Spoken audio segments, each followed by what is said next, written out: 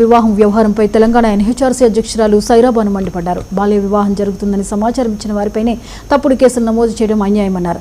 దుద్దడి గ్రామంలో మైనర్ బాలిక వివాహం గురించి అధికారులకు ఫిర్యాదు చేసిన వారిపైనే దాడులు జరిగినప్పటికీ చర్యలు తీసుకోలేదని మండిపడ్డారు. కొందరిపైనే కేసులు నమోదు చేయడం సరైనది కాదని ధ్వజమెత్తారు. ఈ వ్యవహారంపై హైకోర్టు మానవ హక్కుల కమిషన్ను ఆశ్రయిస్తామని, బాధితులకు న్యాయం జరిగే వరకు పోరాటం కొనసాగిస్తామని స్పష్టం చేశారు.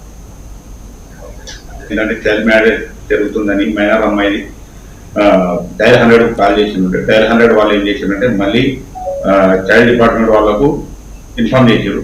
వాళ్ళు కూడా వెంటనే నాకు కాల్ చేసి వివరాలన్నీ తెలుసుకున్న తర్వాత ఈ విషయం ఏంటంటే నా ఫోటోతో ఐడి ప్రూఫ్ ఫోటోను నా మొబైల్ నెంబర్ వాళ్ళని చూపెట్టి ఇలా మీ అల్లుడు చేసిండని మా అత్తగారి మీద దాడి చేయడం జరిగింది. దానివల్ల మేము కంప్లైంట్ చేసాం.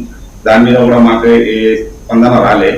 దాని తర్వాత మన చైల్డ్ డిపార్ట్మెంట్ వాళ్ళు కూడా రెస్పాన్స్ పెద్దగా ఏమి ఇదిగాలే. దాని తర్వాత మా మీద కంప్లైంట్ అనేది మేము పోలీస్ వాళ్ళకు ఆశ్రయిస్తే వాళ్ళు మా మీద ఇది చేయలేకపోతే మేము వచ్చి మేడం ద్వారా కలవడం జరిగింది. మేడం ద్వారా మాకు ఏంటంటే ఈ న్యాయం జరగాలని మేము కోరుకుంటున్నాం.